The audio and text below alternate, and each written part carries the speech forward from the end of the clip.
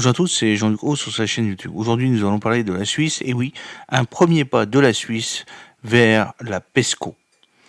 Dans un rare écart à sa sacro-sainte neutralité, la Suisse a acté la semaine dernière sa participation à 2 projets européens conduits dans le cadre de la coopération structurée permanente, la CSP PESCO, Military Mobility et Cyber Range Federation. Elle y retrouvera notamment la France. Avalisé le 21 août par le Conseil fédéral, ce rattachement à la PESCO permet d'élargir les possibilités de coopération internationale entre les forces armées, renforçant ainsi la capacité de défense nationale de la Suisse, tout en restant en accord avec les obligations de la Suisse en lien avec la neutralité, précise le département fédéral de la défense, de la protection et de la population et des sports, le DDPS. L'intégration doit maintenant être approuvée par les États membres de la PESCO et par le Conseil de l'Union européenne. Adopté en 2018 dans la première vague des projets PESCO, Military Mobility entend simplifier et standardiser les procédures nationales relevant du transport militaire transfrontalier. La simplification des processus bénéficiera aux engagements de la Suisse à l'étranger, notamment dans le cadre de l'instruction et ou de la promotion militaire de la paix, relève la DDPS.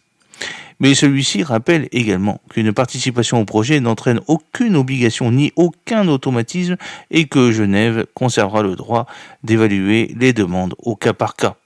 Parmi les plus fédérateurs, avec 27 membres et emmené par les Pays-Bas, le projet de mobilité militaire est aussi l'un des mieux abondés par les fonds européens. Une ligne de 1,74 milliard d'euros lui a été dictée sur la période de 2021-2023 au travers du programme Connected Europe Facility for Transport, l'essentiel bénéficiant au domaine terrestre, bien entendu. Un instrument auquel se juxtapose l'appui financier apporté par le Fonds européen de la défense. Quant à la Cyber Range Federation, celle-ci vise à regrouper les environnements de simulation informatique nationaux afin de construire des espaces d'exercice les plus complexes et les plus réalistes tout en contribuant aux efforts de recherche et développement conduits dans le domaine. 8 pays font aujourd'hui partie de ce projet initié en novembre 2021.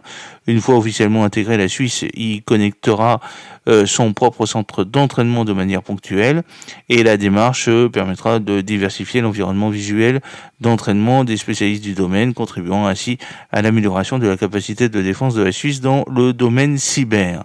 7 ans après son lancement, la PESCO fera l'objet en 2024 et en 2025 d'une revue stratégique qui aura pour enjeu de réaligner l'instrument afin de mieux faire face aux évolutions de contexte géopolitique. De nouveaux objectifs seront établis pour la prochaine phase courant 2026 à 2030.